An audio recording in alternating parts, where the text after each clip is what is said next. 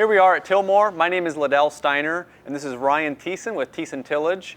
And today we're going to be talking about our adaptive cultivator that Ryan is the manufacturer and the designer of. So Ryan, tell me a little about what the adaptive cultivator is.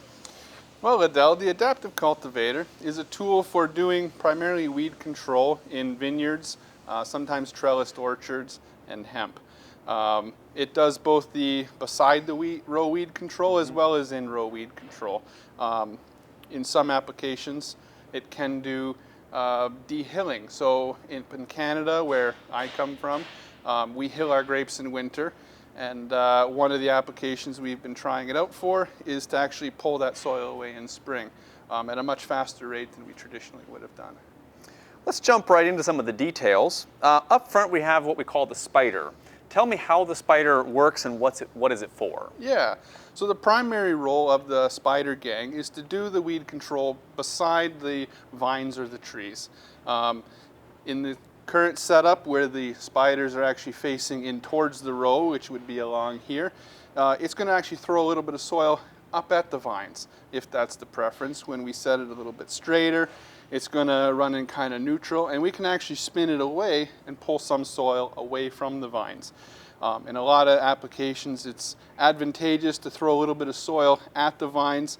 Even if you don't want that hilling action, the finger weeder behind it is going to help smooth and level all that out. Well, moving on to the finger, which you just already identified, what is the action that does and what are some adjustments with that? Yeah, so with the finger weeder, it's doing the weed control right in the row with your vines or your trees, the actual crop row, about a 6-inch strip, so to speak. So combined, this unit might do about 18 inches of row space.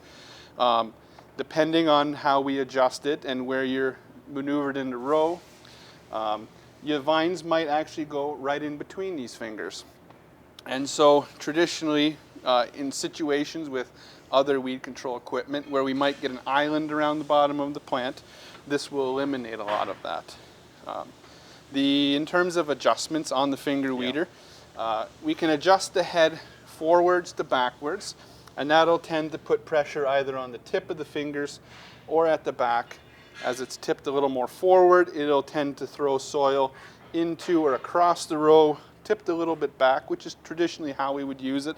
It'll kind of pull some of that soil out of the row and spread it around a little bit. It also has the advantage of climbing obstacles a little bit when it's tipped back. So it sounds like there's already a lot of flexibility built into this, and I'm kind of, as I'm better understanding where the application is, what sets this apart from other systems that are out there? Yeah, so one of the big advantages of this system is the torsion spring that's in here and in here. I don't see anything, Ryan. Yeah, so it's a little bit hard to see, but inside this center portion right here is essentially a spring. So as soil touches the fingers of the vines, or your grape posts or anything like that, any obstacles, it's going to actually push the fingers away without any hydraulics or electronics. There's no sensors. It's all built into the system. So that's going to both protect the investment in your equipment, but it's also going to protect your trellising system, and most importantly, it's going to protect the crop. The other thing is there's another spring-loaded mechanism in here on this parallel system, and that allows the head to float up and down depending on ground conditions. And often in vineyards or orchards, that kind of thing, you get a lot of really uneven land or ruts. This helps maintain that ground contact sort of more or less evenly as you go along. I know here in in the Northeast, we hear a lot about grape hose. Yeah. What does this do, or does it complement that, or is it different? How might this affect that? So depending on your application, it often can complement a grape hoe, but in a lot of places we've been replacing grape hoe. Grape hoes are really good in applications where you need to move a lot of soil or deal with really, really tough weeds if things have gotten away from you. And so for people who don't know what a grape hoe is, really quickly, it's a metal blade that goes in between the vines, and it has a little sensor arm. And when it touches a vine or your trellis, it trips and pulls it away out of the way. A couple of the problems that we see with grape hoes is when you get old growth vines that grow crooked, that sensor arm might miss the vine. And so because of that, operators have to sit with a switch often for triggering it on and off, and you have to drive fairly slow.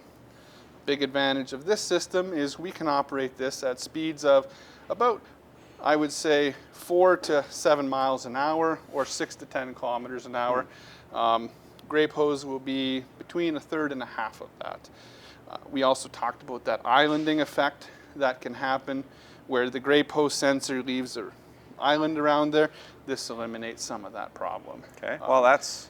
And if I may, one of the challenges smaller growers will have is they don't have the tractor capacity to support larger, I would say traditional grape growing equipment like big grape hose, because they're not buying tractors with the hydraulic or weight to do that. This we can use on much smaller tractors down into the 30 horsepower class. So how does this work with young vines? It's a good question, one we get fairly often. I would say, generally speaking, vines that are in their second year of growth. So if we planted vines in 2020, we could start using it in 2021. And it'll work quite well, but it's important to realize that you're going to run it differently than you would if it was a harder vine. You're going to move a little bit away from the vines. You know, if we're setting this up for, you know, an older growth vineyard, something in the 3 to 4 year range or beyond, we're going to set it up so that the tips of the fingers extend maybe 3 to 4 inches past the vines before we get into the row, and it'll move back on its own. In younger vines, we might set that tip right at the base layer of the vine. And that's helpful. So where do we mount this on the tractor? Where are ideal places? Yeah, so depending on what kind of tractor you have, the two best places to mount this are mid-mounting or front-mounting. If you have a front 3-point hitch on your tractor, then you can get a toolbar from us here and mount it on the front. If you're big enough, we even make a hydraulically adjustable 2-row toolbar. Allows you to run 2 units at a time.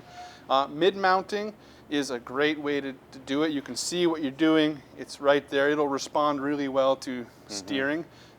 If you don't have a mid-mount on your tractor, that's another thing we're able to work with you on.